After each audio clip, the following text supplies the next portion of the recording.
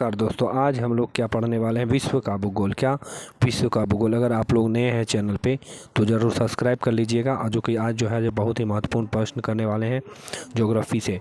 और पहला है, देखिए आप लोग इस चैनल पे बने रहिएगा कि जो है एक तरफ से जो है हम लोग यह चैप्टर भूगोल का जितना भी चैप्टर आता है ज्योग्राफी का हम पूरा ख़त्म करेंगे थोड़ा थोड़ा ही वीडियो करके, पर पूरा ख़त्म करेंगे। देखिए पहला में क्या आता है, पहला में आता है समान परिचय।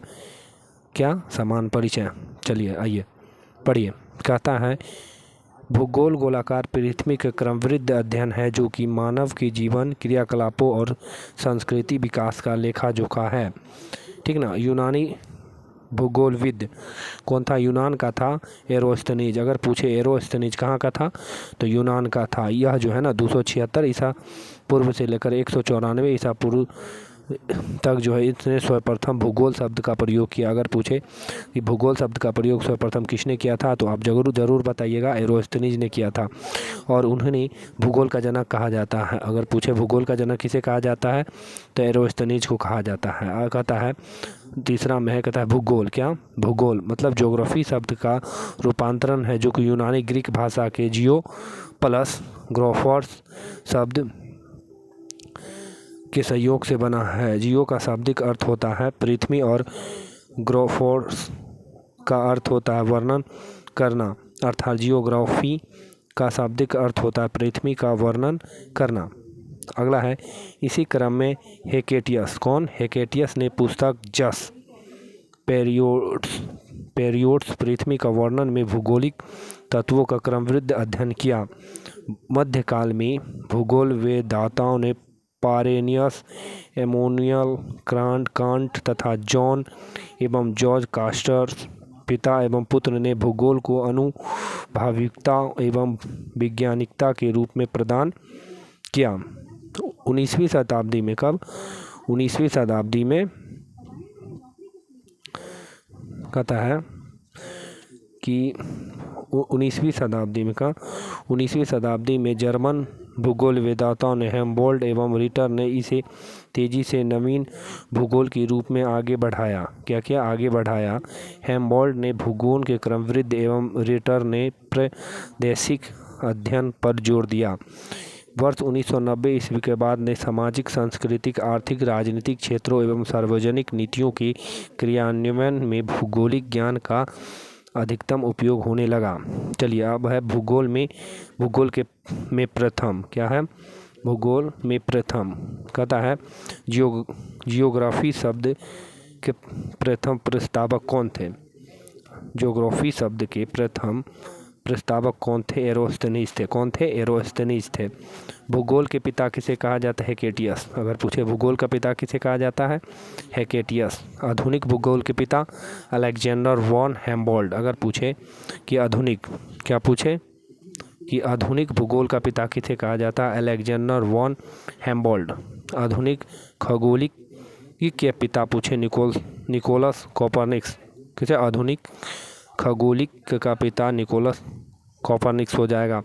मानव भूगोल का पिता पूछे विडाल डी ला व्लास। अगर मानव भूगोल का पिता पूछे विडाल डी ला व्लास। पृथ्वी क्या कहता है? पृथ्वी प्रथम पृथ्वी मापन क्रेता एरोस्थनीज। अगर पूछे प्रथम पृथ्वी मापन क्रेता कौन हो जाएगा?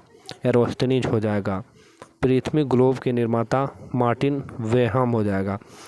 पूरा विश्व ग्लोब के निर्माता अगर पूछे मार्टिन वेहम हो जाएगा। मानचित्र कला का पिता टॉलमी।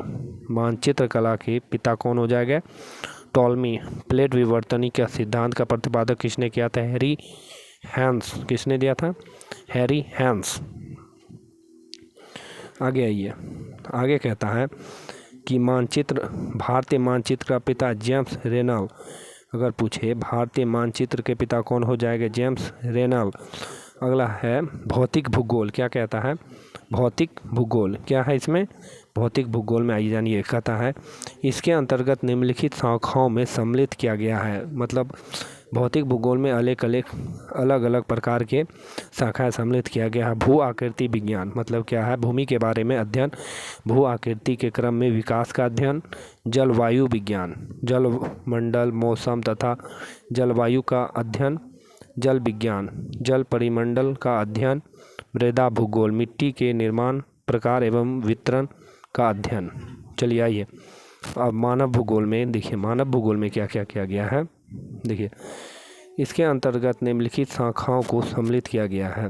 सामाजिक एवं सांस्कृतिक भूगोल, सामाजिक ढांचे एवं संगठन तथा सांस्कृतिक मूल्यों का अध्ययन। जनसंख्या तथा आवास भूगोल, जनसंख्या घनत्व, लिंग वृद्धि एवं वितरण का अध्ययन। आर्थिक भूगोल, कृषि, उद्योग, व्यापार, पर्यटन तथा परिवर्तन का अध्ययन। ऐतिहासिक भूगोल, ऐतिहासिक प्रक्रियाओं एवं घटनाओं का अध्ययन। राजनीतिक भूगोल, राजनीतिक घटनाओं और संस्थाओं एवं व्यवहार का अध्ययन। आगे है जीव भूगोल। क्या है? जीव भूगोल। इसके अंतर्गत निम्नलिखित शाखा आती है। जीव भूगोल, पशुओं के निवास एवं भौगोलिक विशेषताओं।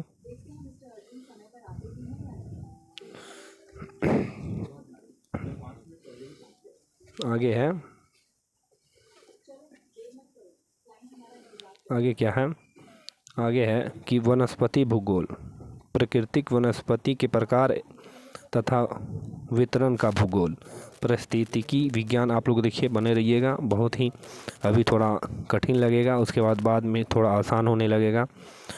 कहता पारिस्थितिकी विज्ञान, प्रजातियों के निवास स्थितियों तथा क्षेत्र का भूगोल। और भूगोल की परिभाषा, क्या कहता है? भूगोल की परिभाषा कहता है भूगोल पृथ्वी के झलक को स्वर्ग में देखने वाला अभाव्य विज्ञान। क्लैटियस टॉलमी, क्या? क्लैटियस टॉलमी कहता है, किसने कहा था? भूगोल पृथ्वी के झलक को स्वर्ग में देखने वाला अभाव्य विज्ञान है। क्लैडियम टॉलमी। भूगोल एक ऐसा स्वतंत्र विषय है जिसका उद्देश्य लोगों को विश्व, आकाशीय पिंडों, स्थल, महासागरों, जीव जंतुओं, वनस्पति, फलों तथा भू धरातल के क्षेत्रों में देखी जाने वाला प्रत्येक अन्य वस्तु को ज्ञान प्राप्त करना। ये किसने कहा था? स्ट्रैबो ने कहा था। भूगोल में पृथ्वी के उस भाग का अध्ययन किया जाता है जो कि मानव के रहने का स्थान है। ऑथर होम्स, क्या? इसने कहा था? ऑथर्स होम्स। भूगोल वह विज्ञान है जिसमें पृथ्वी के स्वतंत्र ग्रहण के रूप में मान्यता देती है। इसके समस्त लक्षणों, घटनाओं और एवं उनके अंत संबंध का अध्ययन किया जाता है। कॉल रीटर। चलिए आज इतना ही रहने देते हैं, आप लोग ज़रूर अगला वीडियो में जुड़िएगा। दूसरा वीडियो में इसमें क्या करेंगे? दूसरा में पढ़ाएंगे ब्रह्मांड के बारे में। चलिए।